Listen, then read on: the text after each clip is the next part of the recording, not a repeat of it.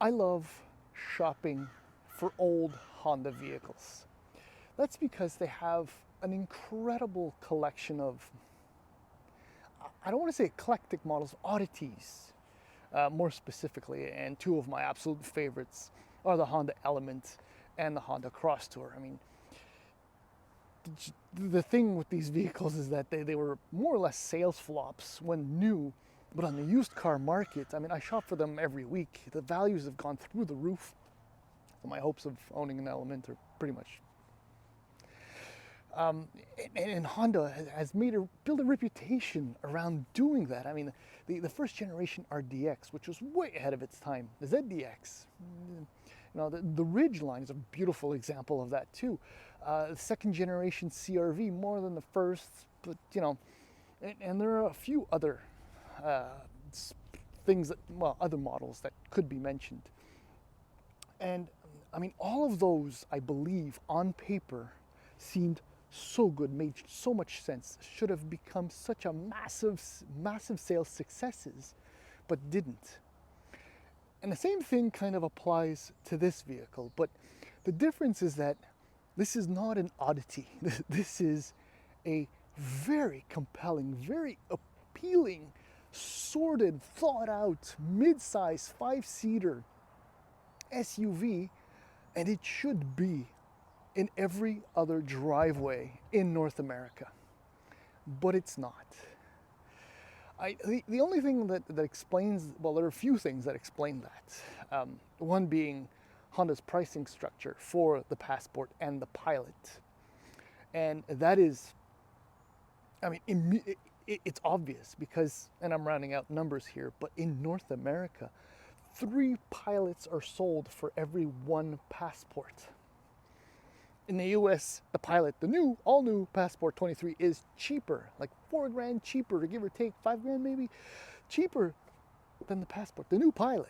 And in Canada, the price gap is minuscule between what you get in a 2-seater, 2-row, 5-seater midsize SUV and the 3-row, 7 or 8-seater midsize SUV. I don't get it, and anyway, because it's such a good SUV. I don't get what Honda's doing, is what I'm trying to say.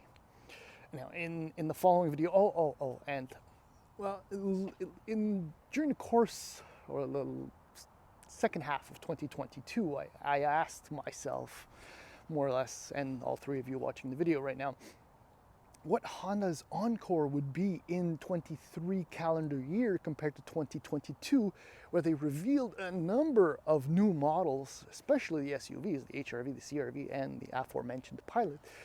And I think the answer to that in the following months will be some seriously updated versions of this and potentially the Ridgeline, because they share a heck of a lot, and to a certain extent the Odyssey as well. Okay, so there's the follow-up. That'll be Honda's follow-up. I have answered my own question 4 months later. 5, 6, whatever. In the following video, we will walk around this still recently updated for 2022 model year Honda Passport, and we'll point out a few things that still make this SUV really good. I mean, this is older Honda, but still so good Honda.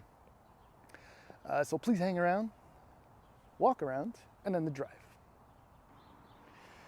All right, so the Passport, this generation Passport, we're not talking about the old rebranded Isuzu model. Remember those? Probably not, because they didn't sell very well either. That is unless you used to go to New York City years and years ago, because that and the Oasis, remember that? Served as taxis. Anyhow, was introduced in 2019. Part of the updates, I mean, you have new, more aggressive grille, revised bumpers, front and back. It's fairly subtle, the changes that have been brought. The less subtle is the addition of the new Trail Sport model, which is kind of cool. This, however, is not that, unfortunately, because I would have loved to gotten my hands on a rugged Trail Sport. Okay, so pricing in Canada for the base EXL 2023 Honda Passport, $41,100, and the top trim Elite is $46,500. So just what I was trying to say before is the Pilot in the US 2023, all new Pilot 2023 in the US starts at under $36,000. I mean, that is what you would call absolute sabotage, if you ask me. In Canada, base price for the Sport, $47,090. The very cool Trail Sport, as I was mentioning, with the different wheels and skid plates, different bumpers and stuff like that, $51,090. And the Touring, this one, $53,790.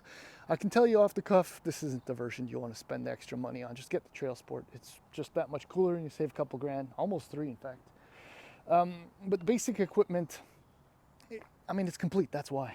Heated front seats, heated steering wheels, sunroofs, Apple CarPlay, Android Auto, 18-inch wheels, power tailgate, 8-inch display, LED fog lights, and so on and so forth.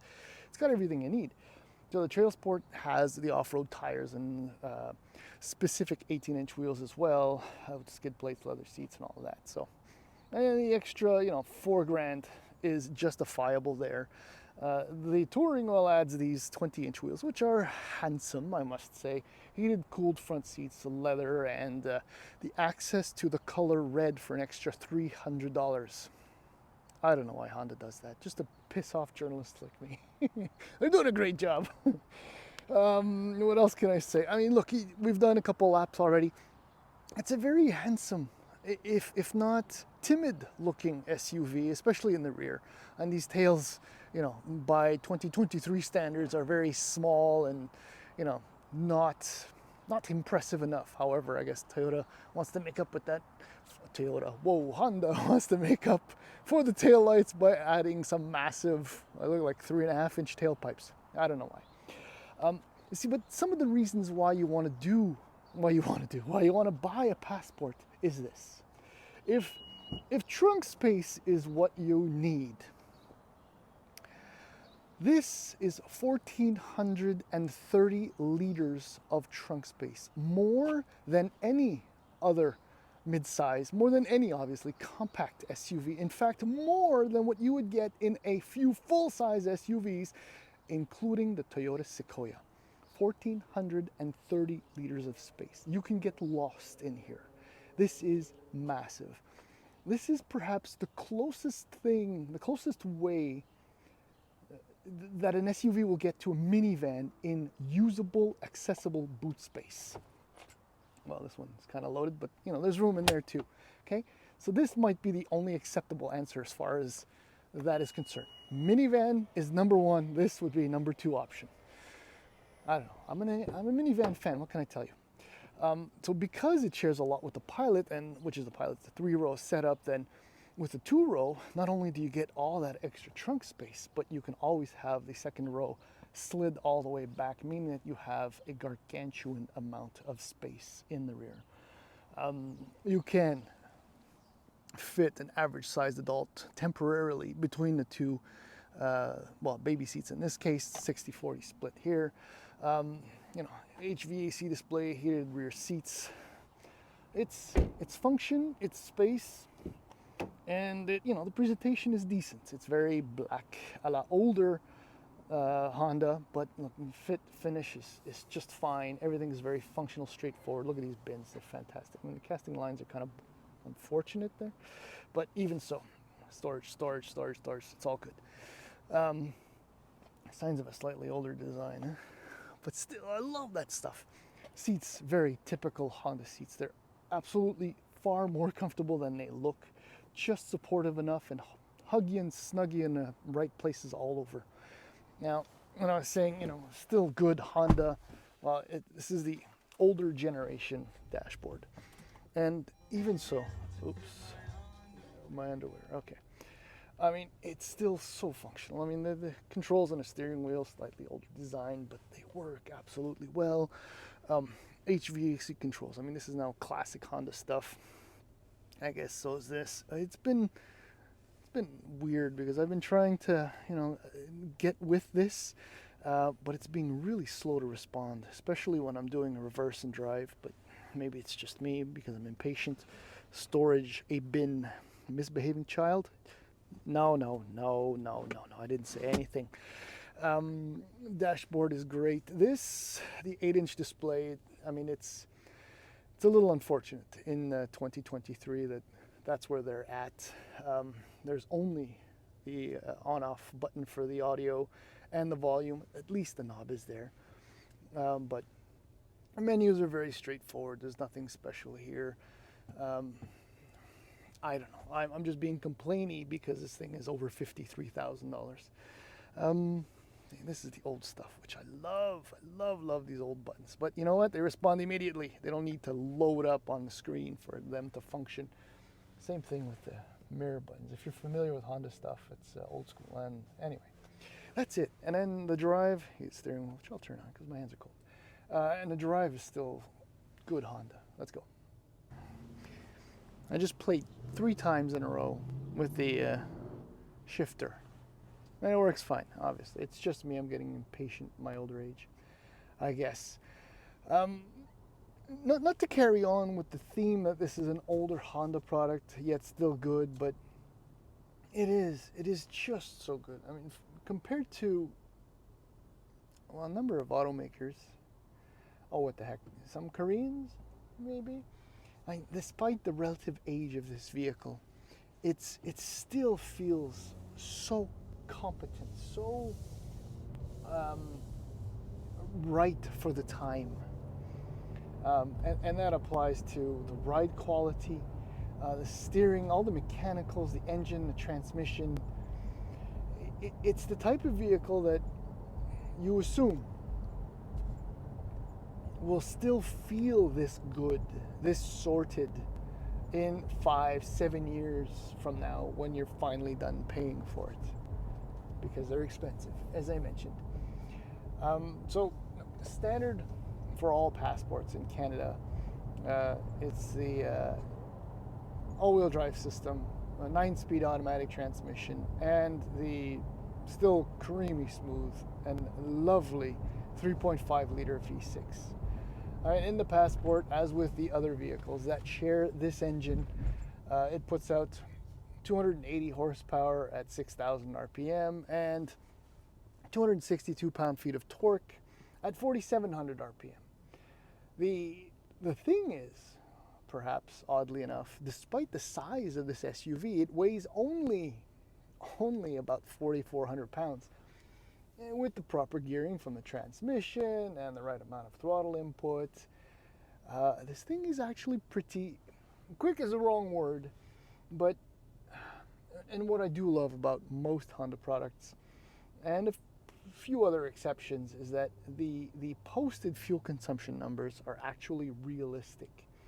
I mean, Honda tells you that you can expect to average in combined driving about 11.3 liters per 100 kilometers. So I don't know if you spotted on my screen when I showed you the display and the gauges, but I'm averaging about 11.9 or 12 liters per 100 kilometers, and a little bit more than half of my driving has been done in the city. So it's very realistic. Obviously, the snow's gone. It's 12 degrees Celsius right now. 12 degrees Celsius, yeah. So it's comfortable outside, it's nice, but even so, I haven't been very kind to it because I love to hear the V6 roar. Well, roar is a strong word, but I just love to feel it going up the rev range because it does so with such linear smoothness that it's just a pleasure. I've said this before also, is that it will be missed, or at least I will miss it, this V6, when it's gone, sooner rather than later, I'm sure. Ride quality is excellent. I mean, and that's despite the 20-inch wheels. I mean, only the absolute, as per the norm, only the roughest, nastiest stuff on the road will upset what is still a very Honda ride. It's very sporty. The steering is light-ish, but still very responsive. There's decent precision when you give it, you pull or you push or whatever, and it responds the way you'd love it to respond. The brake pedal feel is good. It's just enough travel to make you feel like you're doing something when you roll onto it.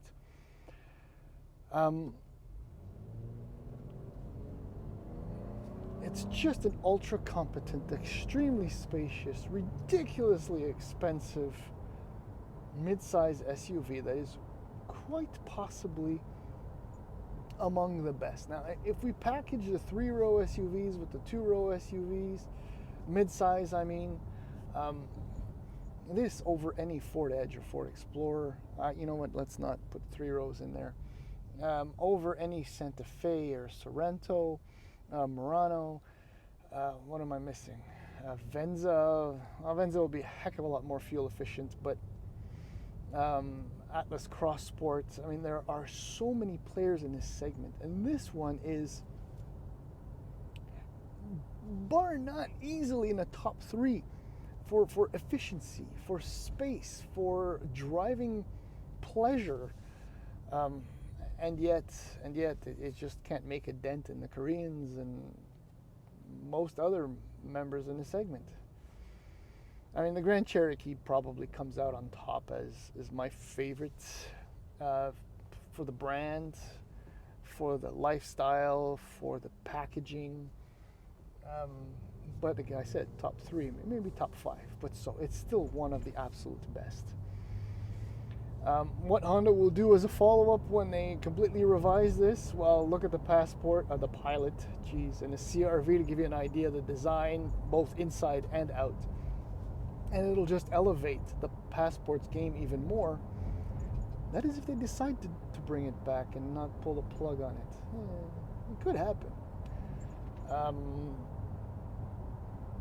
But the unfortunate side effect of that will probably be another considerable price increase, which will push it even further out of reach for the average Canadian family, which this is supposed to serve. Anyway, that's it. Love this SUV, but I mean, just get a Pilot or get something less expensive that will deliver on almost every point or buying consideration.